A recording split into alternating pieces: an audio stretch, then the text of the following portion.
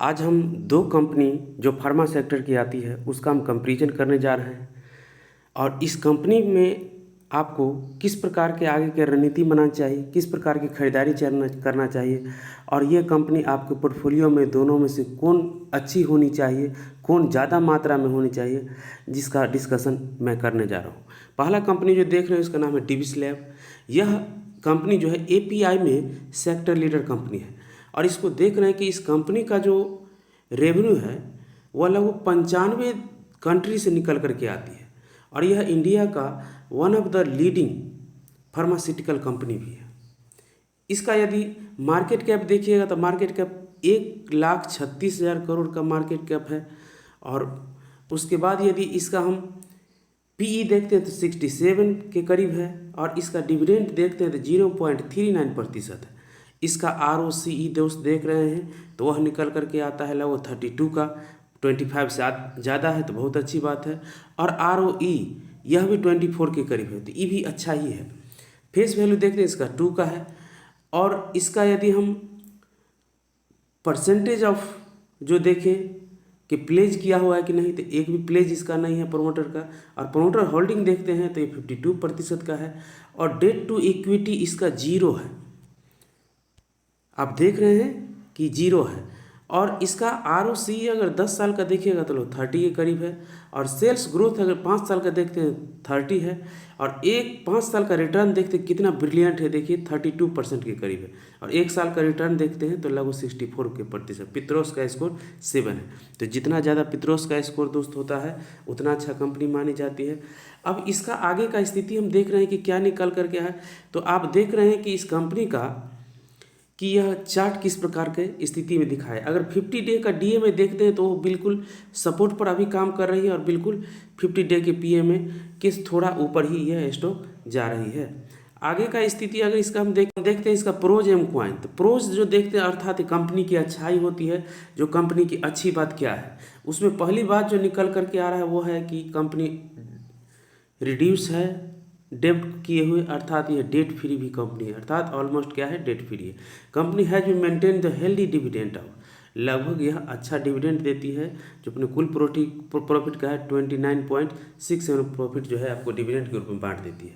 अगर इसका sales growth देखिएगा पिछले 10 साल का तो आप देखिए कितना बड़ा है, आपको 18.06% जो है सेल्स ग्रोथ पिछले 10 साल में देखने को मिल रहा है। यदि इसका पॉइंट्स देखते हैं अर्थात इसका नेगेटिव पार्ट जो देखते हैं तो वह निकल कर के आते हैं कंपनी जो है बुक वैल्यू से आपको लगभग 14.71 टाइम्स जो है ज़्यादा पर ट्रेड कर रही है। तो इसको अच्छी कंपनी में आपको ज़्यादा ही बुक वैल्यू देखने को मिलेगी। इसका पीयर्स देखते हैं तो ये बल्क ड्रिल में है, फार्मास्यूटिकल प्लस बल्क ड्रिल दोनों में है। और इसमें यह सेक्टर लीडर कंपनी है जिसके बारे में आप देख ही रहे हैं कि पहला नंबर पर जो कंपनी आती है वह आपको है डिविस लैब, दूसरा है ग्लैंड फार्मा, तीसरा है ल्यूपिन, चौथा है जुबिलेंट फार्मा, पांचवा आपको है ग्रेन्यूल्स इंडिया, और हिक्केल हो जाता है छठा, और सातवां है आरती ड्रग्स। लेकिन इन सभी कंपनियों में दोस्त आपको सबसे ज़्यादा जो रिटर्न अभी बना करके दिया है कंसिस्टेंसी रूप से यह आपको डिविस लैब है। लेकिन इमर्जिंग के रूप में लेना चाहते हैं तो आप ग्लैंड फार्मा भी ले सकते हैं। इन दोनों कंपनी के अलावे नीचे का जो भी कंपनी है उसका प्रॉफिट जो काफ़ी वोलेटाइल रहती है, जिसके कारण इसका स्टॉक प्राइस भी काफ़ी वोलेटिलिटी के साथ आपको देखने को मिलेगी। प्रॉफिट देखिए ईयर तो वह निकल करके आता है कि 2010 में कंपनी जो है वह नेट प्रॉफिट लगभग बनाई थी वह है 340 करोड़, उसके बाद बढ़ करके 429 करोड़, फिर 533 करोड़, और उसके बाद 602 करोड़ प्रॉफिट जो है 2013 में निकल करके आया। आगे का स्थिति देखें तो 14 में कंपनी का जो नेट प्रॉफिट निकल करके आया वो है आपका 773 करोड़, उसके बाद हुआ 852 करोड़, उसके बाद हो गया 1126 करोड़। और उसके बाद हम आगे का स्थिति देखते हैं लगभग 17 से, तो 17 में देख रहे हैं कि कंपनी का प्रॉफिट जो है 1060 करोड़, उसके बाद हो गया आपको 877 करोड़। अर्थात ये जो दो प्रॉफिट है आगे चल कर के इसको हम चार्ट में दिखाएंगे कि कोई भी कंपनी कितनी भी अच्छी क्यों न हो, यदि वह प्रॉफिट निकल करके नहीं लाएगी तो उसका स्टॉक जो है दोस्त आगे की ओर नहीं बढ़ेगा और आगे वह रनअप नहीं दिखाएगा। तो आप देख रहे हैं कि प्रॉफिट जो है डीप गया है, कहाँ 1060 और कहाँ 877। तो इस समय आप देखिए अगर 17-18 में इसका स्टॉक जो है नीचे की ओर डाउनफॉल होने का प्रयास किया। जब हम इसके टेक्निकल एनालिसिस पर आएंगे तब उस समय आगे का पोजीशन देखें, जो 19 में बन करके आता है 1353 करोड़ का प्रॉफिट जो है निकल करके आता है। उसके बाद 1377 करोड़, उसके बाद जो 21 में है आपको 1984 करोड़, और करंट ईयर में जो देख रहे हैं तो 2049 करोड़। अर्थात आप 19 से यदि आप देखते चले जाइएगा तो अभी तक एक बार भी प्रॉफिट डीप नहीं गया है, ये बढ़ता ही जा रहा है प्रॉफिट। आगे का इसका प्रोमोटर की होल्डिंग अगर देखें, इसका अगर हम सबसे पहले CAGR देखें तो CAGR देख रहे हैं कि 10 साल में कितना अच्छा है, और यह निकल करके आता है लगभग 30% के करीब। उसके बाद 5 साल में देखें तो 32%, 3 साल में 3 ईयर में देखते हैं तो 51%, और 1 ईयर में देखते हैं तो 64% के करीब प्रॉफिट है। कितना अच्छा इसका प्रॉफिट निकल करके आ रहा है। इसके बाद रिटर्न ऑन इक्विटी भी आप देखिएगा 10 साल का तो वो भी ज़्यादा है 23%, 5 साल का देखते हैं 20%, 3 ईयर का देखते हैं 21%, और लास्ट ईयर 24%। यदि इसका आप कंपाउंड प्रॉफिट ग्रोथ भी देखते हैं तो वह भी आपको ईयर एंड आपको बढ़ता ही दिखाई देगा। आगे का यदि हम प्रमोटर का होल्डिंग देखें तो वह निकल करके आता है कि प्रमोटर में है जो 2020 के दिसंबर क्वार्टर में जो देख रहे हैं वह निकल करके आता है 51.95 से अभी भी सितंबर 2021 तक एक ही जैसा है। कभी भी ये आपको डीप नहीं किया है, नीचे की ओर नहीं गया है। यदि FI का स्थिति भी देखें तो वह निकल करके आता है 2037 से जो बन करके आता है आगे की ओर 2070, थोड़ा आपको इंक्रीज ही किया है। यदि DI डोमेस्टिक इन्वेस्टर के देखते हैं तो 16.86 से शुरू होते होते 16.36, थोड़ा मोड़ा ही करेक्शन इसमें देखा गया है, थोड़ा ही डीप कम गया है। और पब्लिक देख रहे हैं कि लगभग थोड़ा आगे बढ़ने का प्रयास किया है, बहुत ज़्यादा पब्लिक भी इसमें इन्वॉल्व होकर के नहीं चले। अर्थात यह कंपनी में कोई भी अपना स्टेक छोड़ने के लिए तैयार नहीं है, और सब लगभग स्टेक को मेंटेन किए हुए हैं, अपने शेयर को मेंटेन किए हुए है। इसका आप टेक्निकल चार्ट देखते हैं तो बन करके आता है कि इसका हाई जो है लगभग जो रेसिस्टेंस बना है वह लगभग 5500 से थोड़ा नीचे का है, और अभी यह लगभग आपको मिल रहा है 5150 रुपया पे। और नीचे का यदि आप इसका सपोर्ट देखते हैं तो वह बन करके आता है 4750 रुपये के करीब।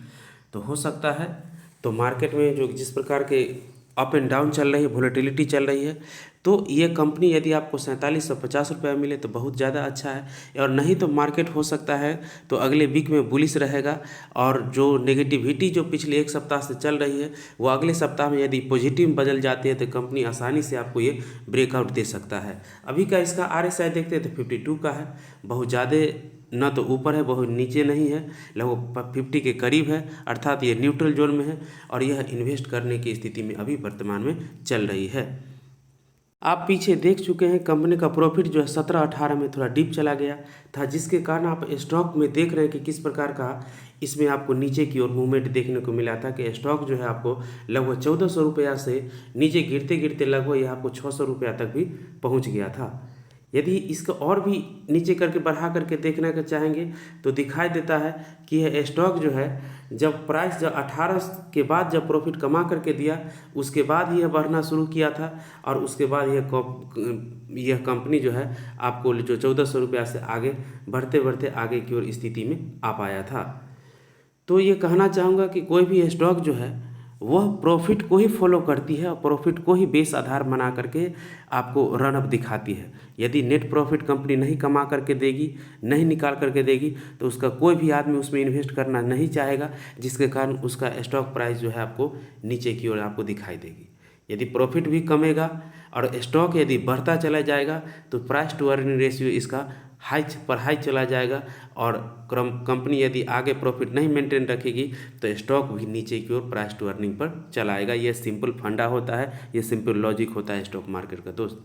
यदि लॉरस लैब का मार्केट कैप आप देखते हैं तो लगभग 27,000 का मार्केट कैप है इसका। यदि इसका आप प्राइस टू अर्निंग रेशियो देखते हैं तो 27 का है, और इसका यदि आप डिविडेंड देखते हैं तो 0.39% है। ROCE देखते हैं तो लगभग 40 के करीब है।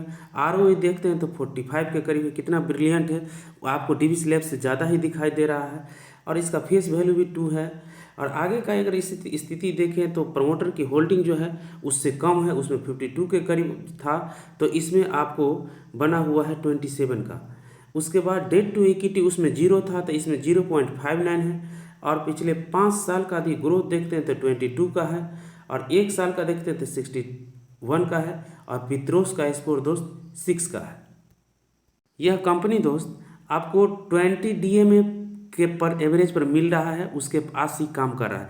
आप देख रहे हैं कि नीचे का लाइन जो है 20 DMA का है, 200 DMA का है, जबकि ऊपर का लाइन जो है आपको 50 DMA का है।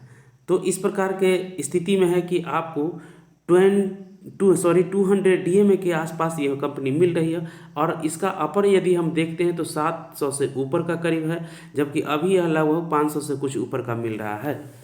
तो ये कंपनी अच्छी है और गिरावट में है, लेकिन अगेन दोस्त कहना चाहूँ कि यह कंपनी छोटी कंपनी है, जिसके कारण इसमें वोलेटिलिटी आपको देखने को मिलेगी। यदि वोलेटिलिटी के साथ आप प्रॉफिट कमाना चाहते हैं तो लॉरस लैब अपने पोर्टफोलियो में शामिल कर सकते हैं। यदि आप लार्ज कैप कंपनी होने का डीम्स लैब उसमें वोलेटिलिटी कम देखने को मिलती है, उसका प्रॉफिट ग्रोथ 17-18 के बाद कोई भी ईयर में आपको डिप नहीं दिखाई दिया है, अर्थात उसमें प्रॉफिट जो पिछले 10 साल का देखिएगा तो हमेशा कंटिन्यूस आगे की ओर बढ़ती गई है। यदि इसका प्रोज देखिएगा अर्थात अच्छाई देखिएगा तो कंपनी का अच्छाई जो निकल करके आता है, कंपनी कर रहा है गुड क्वार्टर का एक्सपेक्ट कर रहा है कि कंपनी अच्छा देगी। उसके बाद यदि देखते हैं तो CAGR पिछले 5 साल में लगभग 49 के करीब है, और कंपनी का यदि हम क्वाइंस देख रहे हैं अर्थात इसका नेगेटिव पार्ट देखें तो यह 9.23 टाइम्स जो है बुक वैल्यू ज़्यादा ट्रेड कर रहा है, जबकि उसमें देखे तो 14 टाइम्स ज़्यादा चल रहा था। यदि इसका आप माइट तो कैपिटलाइजेशन ऑफ इंटरेस्ट कोस्ट, इसमें इंटरेस्ट कोस्ट जो है कंपनी का ज़्यादा बढ़ रहा है। प्रमोटर होल्डिंग भी आपको लगभग 6 माइनस में चला गया है, 6.11% के करीब। तो यह भी नेगेटिव आप मान कर चल सकते हैं कि प्रमोटर कोई कंपनी में बेच रहा है तो इसका अर्थात है कि उस कंपनी पर उसको विश्वास नहीं रहा है, या अपने एक्सपेंशन के लिए भी कुछ कंपनी जो नई नई होती है, जो खर्च होती है या नए नए सेटअप लगाती है, तो उसके लिए भी अपना प्रमोटर जो होते हैं अपना स्टेक को गिरवी रख सकते हैं या बेच सकते हैं। पीयर्स देख ही सकते हैं कि इसका पीयर्स में आप देखते हैं कि सेक्टर लीडर यह कंपनी है, और सेक्टर लीडर आप देख रहे हैं कि पहला नंबर कंपनी ये आती है। दूसरा यदि आप देखिएगा तो दूसरा नंबर में है अजंता फार्मा आ जाता है, तीसरा है इराइस लाइफ साइकिल हो गया, तीसरा है कैपलिन पॉइंट लैब हो गया है, पांचवा हो गया अमृतांजन हेल्थ हो गया, छठा हो गया हेस्टर बॉयस हो गया, और तीसरा है बिलास GVS फार्मा हो गया। तो इसमें सेक्टर लीडर कंपनी जो है आपको लॉरस लैब ही है। इसका यदि नेट प्रॉफिट देखिएगा तो 2014 में देख रहे हैं कि इसका नेट प्रॉफिट जो था 97 करोड़ था, उसके बाद 68 करोड़ है, उसके बाद 134 करोड़ है, उसके बाद जो है 190 करोड़ है। आगे का स्थिति 18 के बाद देखिएगा तो 18 में दिखाई देता है इसका प्रॉफिट जो है 168 करोड़ है, उसके बाद 94 करोड़ है, 255 करोड़ है, और 2021 में है 984 करोड़। अर्थात इसके प्रॉफिट में जो दोस्त आपको वोलेटिलिटी देखने को मिल रहा है 168 से कहाँ 94 करोड़, जिसके कारण इसका स्टॉक भी जब नीचे डिप जाता है तो नीचे की ओर करेक्शन काफ़ी ज़्यादा दिखा सकता है। अर्थात अभी भी आप देख चुके थे कि 700 ऊपर का प्राइस जो है लगभग 500 से ऊपर का मिल रहा है, अर्थात 200-250 का यह करेक्शन आपको दिखा चुका है। क्योंकि अभी का तो खैर मार्केट काफ़ी हाई होने के कारण, प्रॉफिट बुकिंग होने के कारण कंपनी से जो भी बड़े बड़े इन्वेस्टर हैं प्रॉफिट बुक करें, जिसके कारण पूरे मार्केट ही डाउन में चल रहे हैं, जिसके कारण आपको mid cap small cap company में ज़्यादा प्रेशर देखने को मिलेगा। इसका CAGR आप देखते हैं तो 3 साल में जो निकल करके आता है वह देख रहे हैं 96% है, 1 साल में देखते हैं तो 61% का है। अब शेयरिंग पैटर्न देखते हैं तो प्रमोटर जो है लगभग अपने स्ट्रीम को जो दिसंबर 2020 में 28.76 था, अभी 27.30 के करीब आ चुका है, अर्थात थोड़ा जो है क्वांटिटी वह अपने आप को कम करने का प्रयास किया। यदि आप FI की चर्चा चलाएंगे तो यह 19.92 से लेकर के 20.82, अर्थात इसको प्रॉफिट में आपको इसमें स्टेक में आपको वृद्धि ही दिखाई दे रहा है, जो कहाँ 90.92 तो और कहाँ 20.82। यदि इसको DI के देखते हैं तो 4.08 था और अभी 4.81 है, अर्थात इसमें भी थोड़ा वृद्धि देख रही है। लेकिन पब्लिक को देख रहे हैं कि इसमें स्टेक जो है पब्लिक का आपको डाउन हुआ है और कमी देखने को मिल रही है। जो पहले 47.24 था अभी 45.06% है। इसका टेक्निकल चार्ट अभी का पोजीशन जो है लगभग इसका 515 रुपये का है और ऊपर का यदि इसका रेसिस्टेंस देखते हैं तो 720 के करीब इसका रेसिस्टेंस है। नीचे का सपोर्ट जो देखते हैं तो वह आपको 500 के करीब बन करके आता है और इस पर आप कंपनी का स्टॉक जो है सपोर्ट लेने का प्रयास कर रहा है। इसका RSI देखते हैं तो 29 का है, बहुत कम है और यह नीचे काफ़ी चला चुका है। तो हो सकता है तो कंपनी में कुछ दिन बाद जब भी इसका नेट प्रॉफिट अच्छा निकलेगा तो ज़रूर बाउंस बैक करेगा और कंपनी जो काफ़ी अच्छा प्रॉफिट कमा करके आपको दे सकती है। अब दोनों कंपनी के नेट प्रॉफिट कितने प्रतिशत साल दर साल बढ़े हैं, यह चार्ट जो है आपको 2017 के जनवरी से लगा हुआ है और इसको यदि हम पहले 3 महीना पर देखें तो 3 महीना में दिखाई देता है कि आपको डिविस लैब जो है प्रॉफिट निकाल करके दिया है लगभग 3.22%, जबकि लोरास लैब आपको नेगेटिव में -20% नेगेटिव में गया है। यदि इसका हम आगे 6 महीना का चार्ट देखें तो वह निकल करके आता है कि डिविस लैब जो आपको प्रॉफिट दिया है लगभग 30% करीब है, जबकि लोरास लैब मात्र 5% का प्रॉफिट दिया है। यदि 1 साल का प्रॉफिट में देखें तो देखने को मिलता है कि डिविस लैब जो है लगभग 67% का प्रॉफिट दिया है, जबकि लोरास लैब जो है 1 साल में 77% प्रॉफिट दिया है। यदि हम इसके 5 साल का स्थिति देखें तो 5 साल में देखने को मिल रहा है कि डिविस लैब जो है आपको लगभग 560% करीब प्रॉफिट दिया है, जबकि लोरास लैब जो है 436% प्रॉफिट निकालने का काम किया है और इसका मैक्सिमम भी यही है। इसका यदि हम मार्केट कैप देखें तो मार्केट कैप देख ही चुके हैं कि 1,37,000 करोड़ इसका आपको डिविस लैब का मार्केट कैप है, जबकि लोरास लैब का लगभग 27,000 करोड़ का। इसका PE रेशियो देख ही चुके हैं, डिविस लैब का 67 का है, जबकि लोरास लैब का 26 का है। डिविडेंड यील्ड भी देखते हैं तो डिविस लैब का आपको दिखाई देता है 0.39%, जबकि लोरास लैब का है 0.41%। तो इस प्रकार हम देखें कि किस प्रकार कंपनी का जो है प्रॉफिट मैक्सिमम में निकल करके आता है, मैक्सिमम किस प्रकार का स्थिति बन करके आता है।